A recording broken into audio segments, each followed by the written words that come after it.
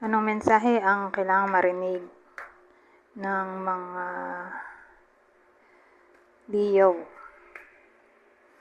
sa next 72 hours o hours? Nakita ko na ito ulit. Kasi ginanong ko, tapos nakita ko siya. Tapos sinapol ko. Meant to be talaga. Oh.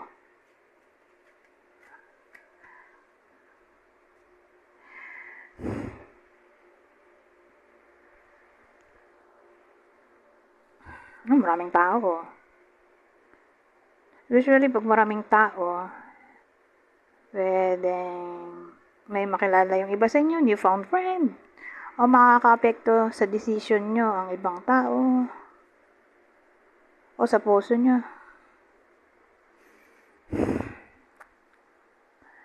O pwedeng magiging ikaw pala yung magiging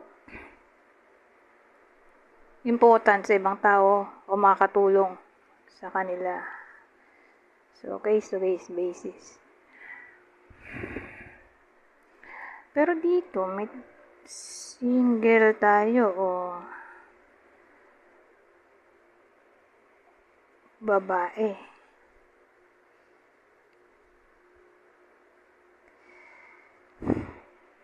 So, itong single na to, opportunity na din kasi to. Pwede rin ganun. Ayun, nakalagay pala. May darating na opportunity. More like communication. Ito nga, nabasa ko call din to eh. Phone call. Message, ayan o. Message din to. So, call, di ba? Probably galing sa someone na mas bata. So, siguro tong ex ng babaeng to ay mas bata sa kanya. Kung gano'n ang situation, mukhang makakatanggap siya ng communication kasi may opportunity nga. Pero for some reason, baka ayaw nito. Ayaw niya na makipag-usap.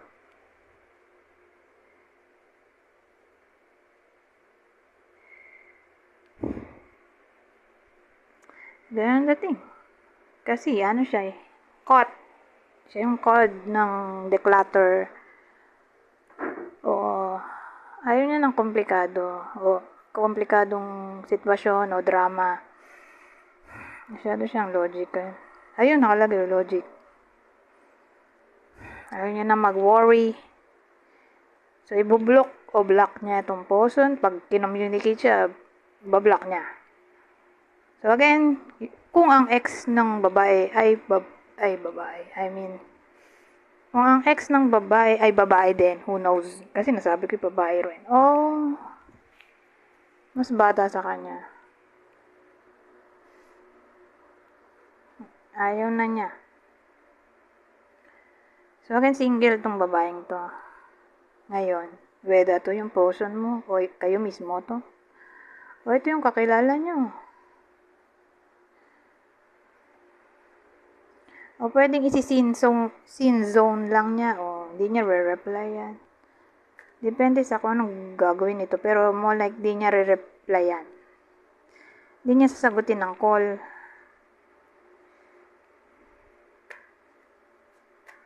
O ibublock o block niya. So, sino yung possible ex ng Leo? Regardless kung babae ka o lalaki. Ito yung ex niya. Capricorn ulit. Double Capricorn. So, emphasis na Capricorn lang ang tatamaan ng reading na to. Ex niya ay Capricorn. O Capricorn ngayon, kung di applicable sa inyo, sa sitwasyon nyo, sino yung pwedeng tamaan ng reading na to, nakakilala ng iba sa inyo? Aries, Capricorn ulit. Matindi oh. Capricorn ulit. Talagang exclusive. Para sa Capricorn. Whether ito yung ex, o ito yung kakilala nyo, Capricorn pa rin. Naiba lang yung Aries. Ngayon, kuha tayo nito. Anong mensahe dito? Iba pang mensahe. So, yung mensahe dito, in general na. Whether dikit to dun sa reading kanina o bago. Basta general message to. Para sa mga Leo. Dalawa. Ito muna. Susunod to. So, ito muna.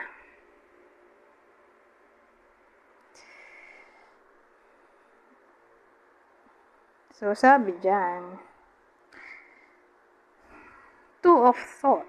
Your angels have noticed that you're not moving forward. You have multiple options that you're reviewing, and you seem to be unable to choose. Ask your angels for signs as to what direction to take. Or just listen to your own inner voice. Deep down, you know what to do.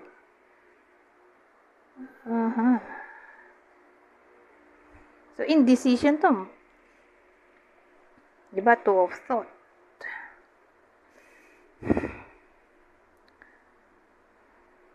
Parang in times of indecision,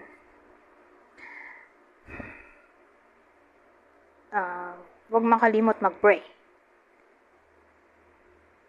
Kaya na lang na tulungan kayo ng mga angels nyo para bigyan kayo ng clue kung anong best na decision para sa iba sa inyo. So, paano yun? Sa pamamagitan ng dreams,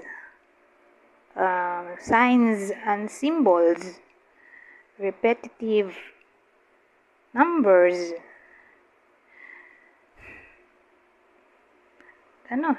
parang sa tulong ng spirituality.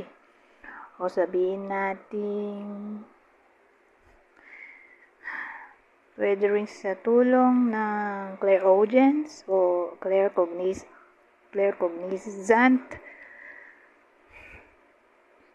So, paano yun?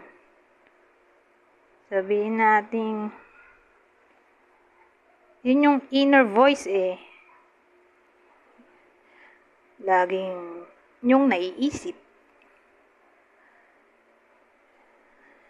O laging nagpa-pop up na parang word. Sabihin natin, yes, yes, yes. No, no, no, no. Ganon. Kakausapin mo pa ba? Yes, yes. Yung parang laging umuulit na word sa isip niyo. Pwede rin. Yun yung sagot.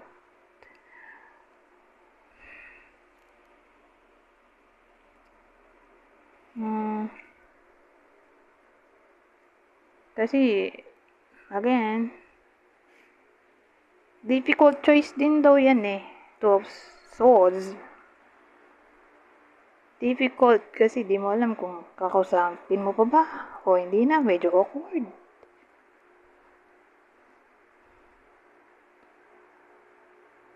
Na para bang mahirapan kayo mag-express ng thought kasi two of thought mahirapan kayo mag-express ng thought. Hindi kayo makapag-decide. Hindi nyo masabi kung ano gusto nyo sabihin. Kaya ayan, ibigay na lang sa angels ang pagdidesisyon. Okay? Pero more like, ang decision nyo ayan. Huwag na i-communicate. Pero, kasi sabi dito, nandun yung nandun yung Queen of Swords, di ba? Ayaw niya. Na para bang dito, mapapaisip-isip kayo kung tama ba yun. Na wag na nga o hindi. Kukwestiyonin nyo yung magiging decision nyo dito.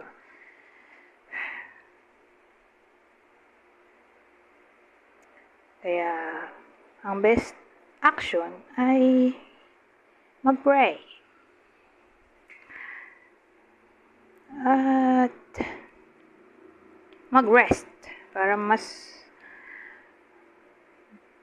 makapag-isip ng tama bago mag-desisyon, ipagpabukas na lang kung re-replyan o hindi, kung kakausapin po ba o hindi, ibablock na ba o hindi. So who knows, baka nga makita sa dreams kung anong dapat gawin sa ganitong sitwasyon. Para sa iba sa inyo na yun nga, ikukontakin sila ng ex nila